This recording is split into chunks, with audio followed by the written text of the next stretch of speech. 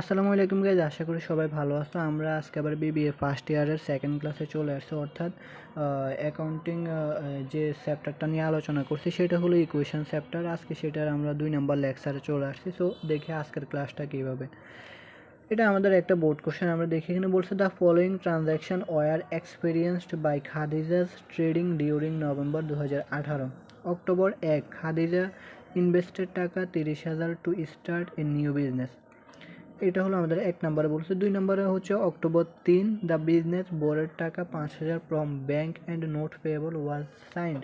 5 নম্বরে বলছে হচ্ছে 5 তারিখে বলছে ইকুইপমেন্ট কস্টিং টাকা 10,000 ওয়াজ পারচেসড ফর টাকা 4,000 cash and not payable of টাকা 6,000।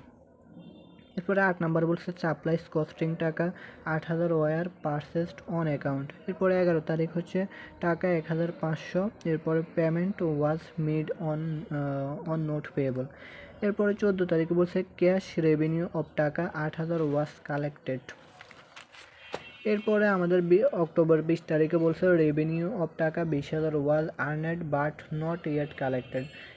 এরপরে 23 তারিখে বলছে রেন্ট এক্সপেন্স অফ টাকা 1,200 ওয়াজ পেড ফর ক্যাশ। এরপরে 25 তারিখে বলছে ওয়াইজেস টাকা 1,000 অফ অ্যান্ড স্যালারিজ টাকা 5,000 ওয়ার পেড ফর ক্যাশ। 30 তারিখে বলছে সাপ্লাইস কস্টিং টাকা 1,500 war used out of supplies purchased on November 8। এখন আসে আমাদের রিকোয়ারমেন্টে কী বলছে।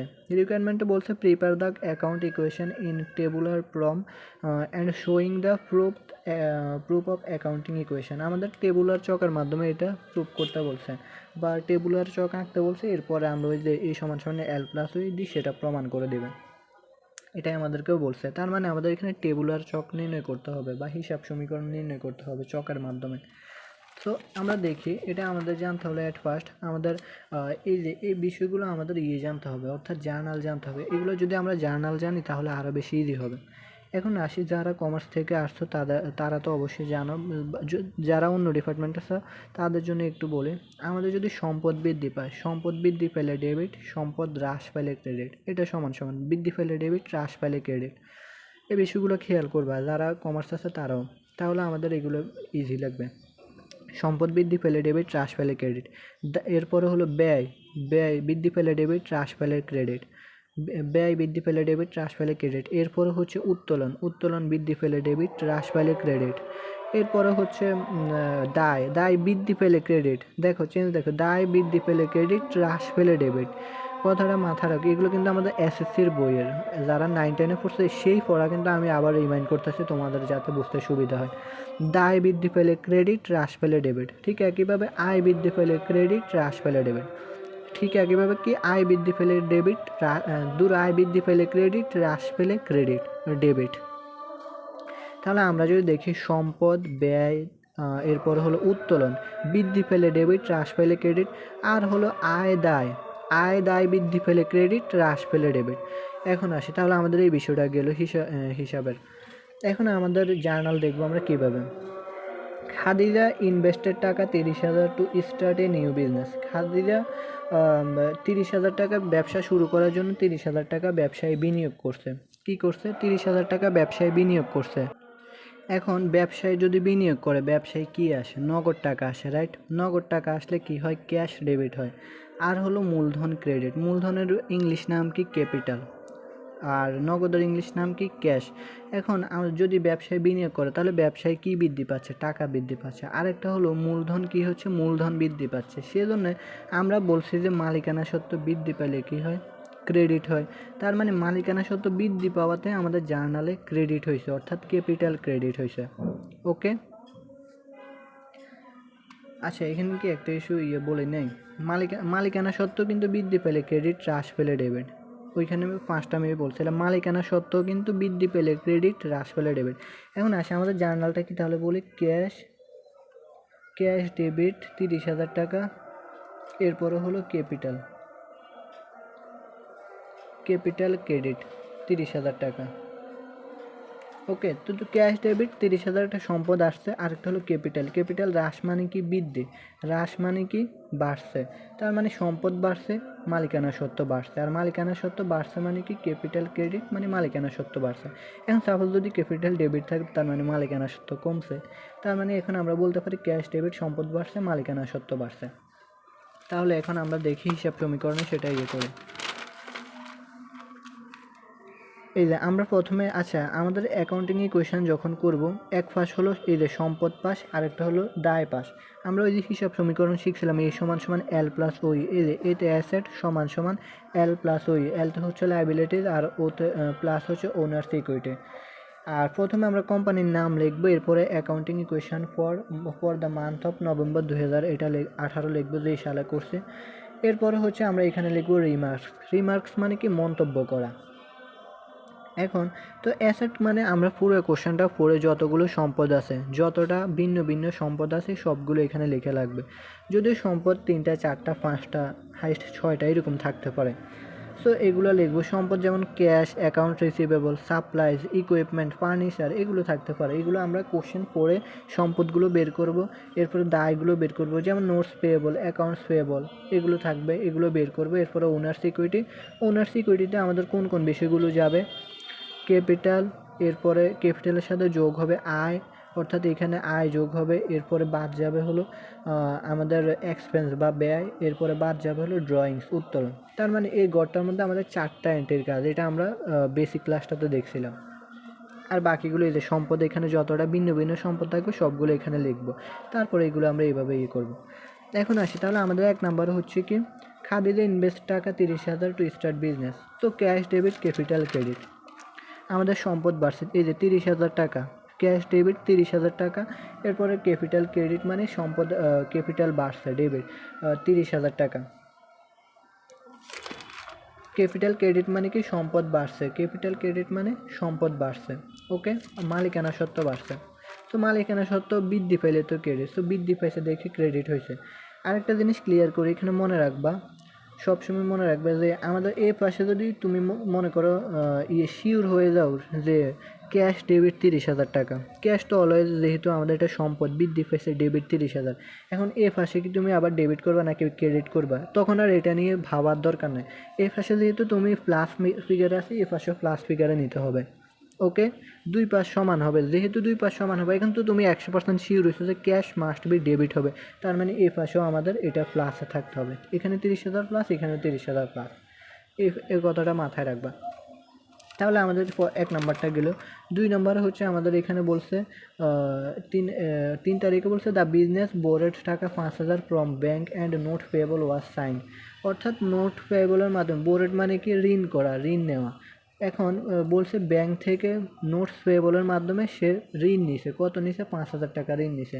এখন ঋণ নিলে তোমার কাছে কি আসবে, টাকা আসবে না, নগদ টাকা আসবে না, নগদ টাকা আসবে। আরেকদিকে কী হবে, দায় বাড়বে, যেহেতু তুমি ঋণ করছো দায় বাড়বে না, সেজন্য তোমার 5,000 টাকা কী হবে, ক্যাশ ডেবিট 5,000 টাকা। এরপরে যেহেতু নোটস পেয়েবলের মাধ্যমে তুমি ঋণ করছো, নোটস পেয়েবল ক্রেডিট 5,000 টাকা। ওকে, তো ক্যাশ ডেবিট মানে ওই পাশে আমাদের এটা ইয়ে হবে। তো আমরা এই 30,000 নিচে নামালাম, এরপরে 30,000 নিচে নামালাম, প্রত্যেকটা আমরা নিচে নামাই করবো। অক্টোবর 3 এই যে ক্যাশ ডেবিট 5,000 টাকা, এরপরে হলো নোটস পেয়েবল ডেবিট 5,000 টাকা। ওকে, এরপরে আসি, এরপরে আমাদের বলছে হলো 5 নাম্বারে 5 তারিখে বলছে ইকুইপমেন্ট কস্টিং টাকা 10,000 ওয়াজ পারচেসড ফর টাকা 4,000 ক্যাশ অ্যান্ড নোটস পেয়েবল টাকা হলো 6,000 টাকা। এটা হলো ইকুইপমেন্ট মানে কি আমাদের সম্পদ, কিন্তু এটা ইকুইপমেন্ট হলো আমাদের যন্ত্রপাতি বা সরঞ্জাম এগুলো আর কি। তো এটা আমাদের সম্পদ। এখন সম্পদের ব্যয় করছে কত 10,000 টাকা, যার মধ্যে আমাদের ক্যাশ পরিশোধ করছে কত 4,000 টাকা, নোটস পেয়েবলের দায় আছে কত 6,000 টাকা। তার মানে আমরা ইকুইপমেন্ট দিব ডেবিট 10,000 টাকা, এরপরে হলো আমাদের ক্যাশ ক্রেডিট 4,000 টাকা, এরপরে হলো আমাদের নোটস পেয়েবল ক্রেডিট 6,000 টাকা। নোটস পেয়েবল ক্রেডিট 6,000 মানে আমাদের বৃদ্ধি পাইছে, বৃদ্ধি পেলে ইয়ে হবে প্লাস হবে। এই যে, তো এখানে আমরা 30,000 5,000 35,000 নিচে নামাইলাম, এগুলো আমরা নিচে নামাই দেবো। এখানে 5,000 মানে এখানে 5,000 নিচে নামাবো, এখানে 30,000 মানে এখানে 30,000 নিচে নামাবো। তাহলে এখানে আমাদের এই যে প্রথমে ইকুইপমেন্টে 10,000 টাকা লিখছি, এরপরে হলো আমাদের ক্যাশ ক্রেডিট 4,000 টাকা, যেহেতু পরিশোধ করছি ইকুইপমেন্ট কেনার কারণে 4,000 টাকা। আর দায় আছে কত? 6,000 টাকা। ক্রেডিট 6,000 টাকা ক্রেডিট। আর দায় হ্রাস পাইলে কি হয়? ডেবিট হয়। সো যেহেতু দায় হ্রাস আছে তার মানে আমার এখানে ডেবিট বা প্লাস হয়েছে, এখানে ডেবিট বলবো না, প্লাস হয়েছে, সেই জন্য আমাদের এই পাশে প্লাস। এখন তার মানে আমাদের এটাও গেলে এখানে এই যে আমরা ইকুইপমেন্ট লিখলাম, এখানে মন্তব্য মানে তুমি বোরোড মানে ঋণ করছো, ইনভেস্ট করছো ইকুইপমেন্ট, এগুলো জাস্ট নামগুলো লিখবা।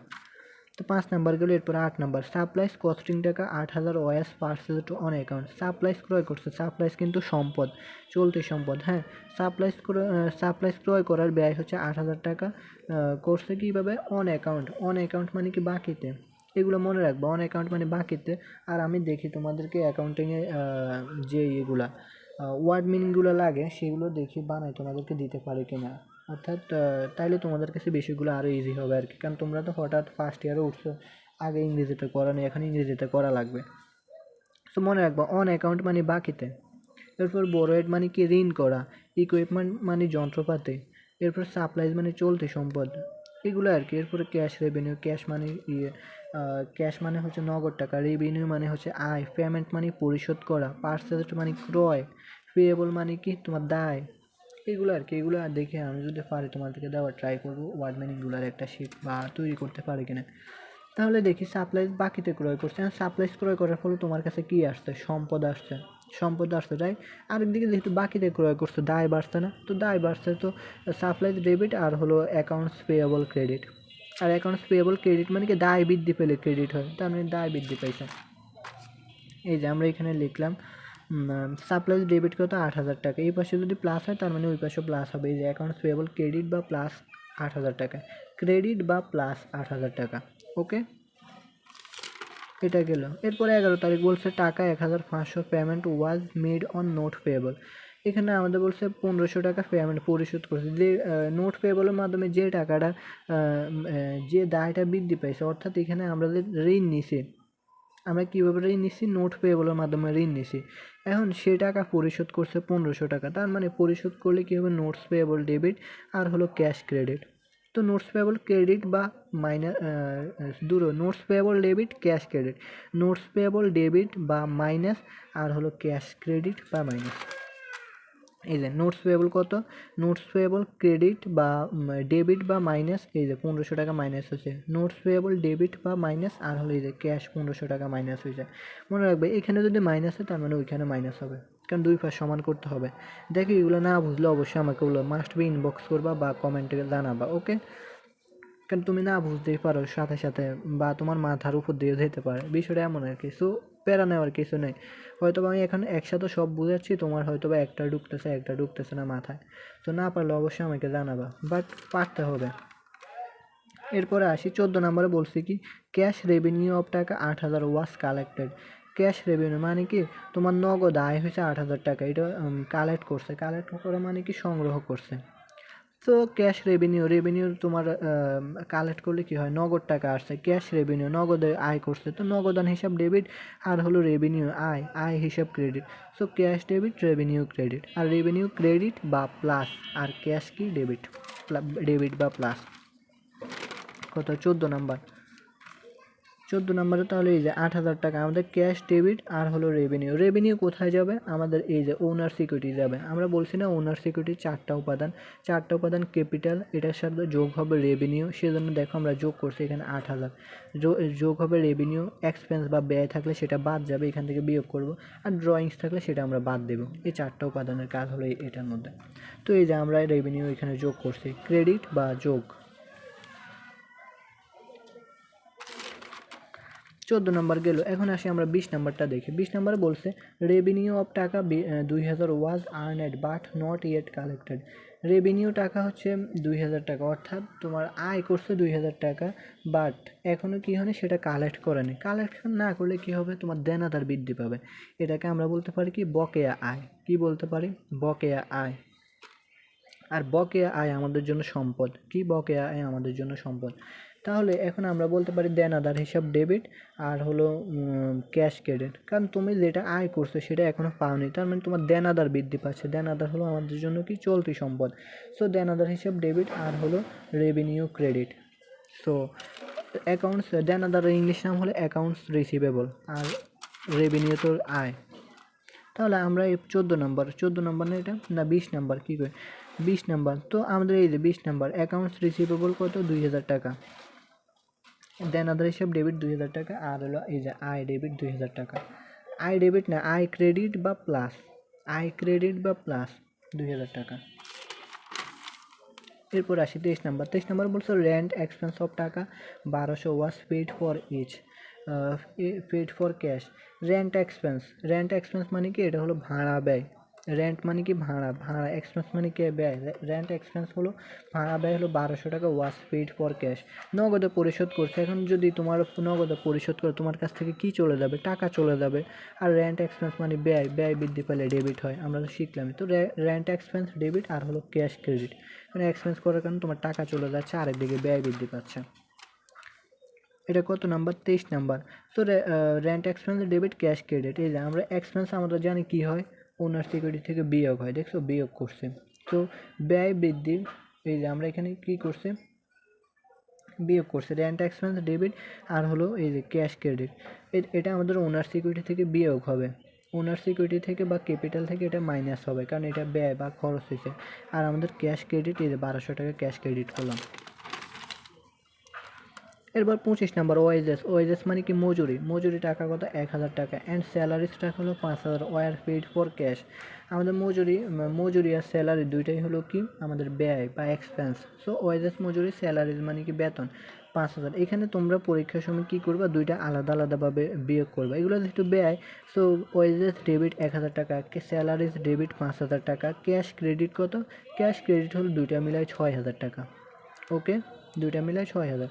বা আমরা প্রথমে ওয়েজেসে যাবে তো দিলে ওয়েজেস ডেবিট ক্যাশ ক্রেডিট 1000 টাকা 1000 টাকা, স্যালারিজ ডেবিট ক্যাশ ক্রেডিট 5000 টাকা 5000 টাকা। তোমরা এই সময় আলাদা দেবে, আমি এখানে একসাথে দিছি কারণ এখানে নিচে জায়গা কম, তো সেই জন্যে।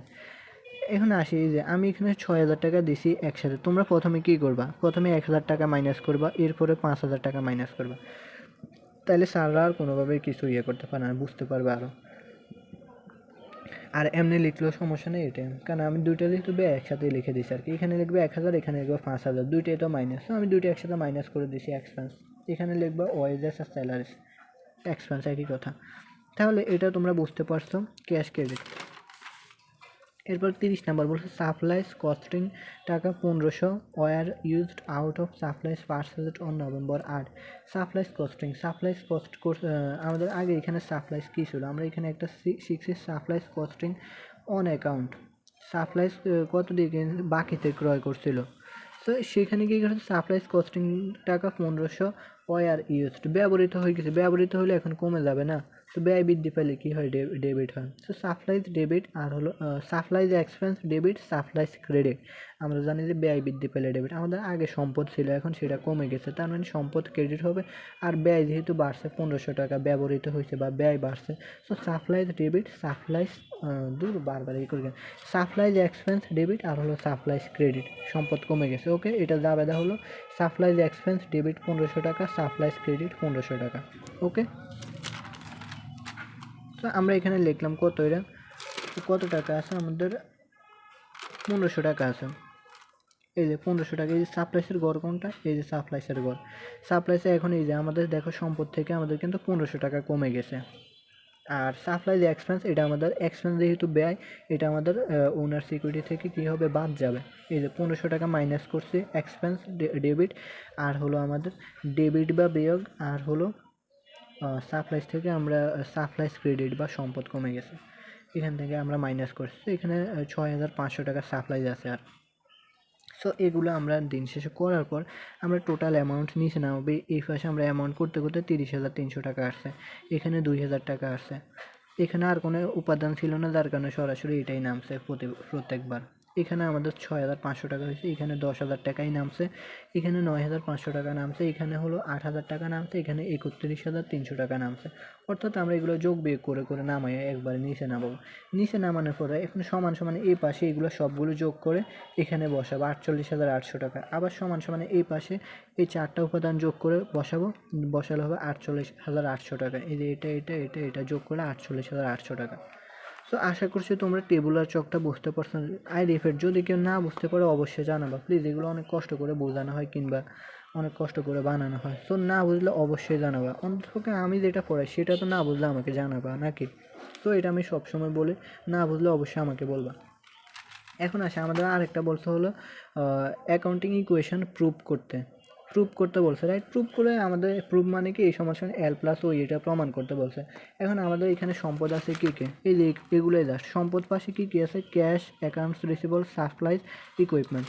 এই যে আমরা অ্যাসেটের পাশে লিখলাম cash plus accounts receivable plus supplies plus equipment সমান সমান সমান সমানের এই পাশে আমাদের কী আছে, নোটস পেয়েবল, অ্যাকাউন্টস পেয়েবল, ওনার সিকিউরিটি, আমরা এগুলো লিখলাম। এই যে নোটস পেয়েবল, অ্যাকাউন্টস পেয়েবল, ওনার সিকিউরিটি লিখলাম। তো সমান সমানের এই পাশে এগুলো, সমান সমানের এই পাশে এগুলো। এখন এই যে আমাদের ক্যাশ কত আছে, 30,300, 2,000, 6,500, 10,000, আমরা লিখলাম 30,300, 2,000, 6,500 যোগ 10,000 সমান সমান সমান সমান ওই পাশে কী কী আছে, এই যে 9,500, 8,000, 31,300, এই যে 9,500 যোগ 8,000 যোগ 31,300 সমান সমানের দুই পাশে আমরা যদি যোগ করি তাহলে 48,800 হয় এই পাশে, আর এই পাশে আবার 48,800 টাকা হয়। লেফট হ্যান্ড সাইড সমান সমান রাইট হ্যান্ড সাইড প্রুভ, এটাই। ওকে, আশা করছি বুঝতে পারছি। এরপরে কেউ না বুঝতে পারলে অবশ্যই কমেন্টে অথবা ইনবক্স করবা। ধন্যবাদ। আর তোমাদের বন্ধুবান্ধবদের শেয়ার করে দেবা। আমাদের কোর্স ফি একদমই স্বল্প, যেখানে অন্যরা তোমাদের 6,500, 6,000 টাকা করে কোর্স ফি নেয়, সেখানে তোমরা মাত্র 1,500 টাকায় পাচ্ছ। আমি চাই সবাই যাতে পড়তে পারে। সো তোমরা না বুঝলে অবশ্যই বলবা, আর তোমাদের বন্ধুবান্ধবদের শেয়ার করতে পারো। ধন্যবাদ।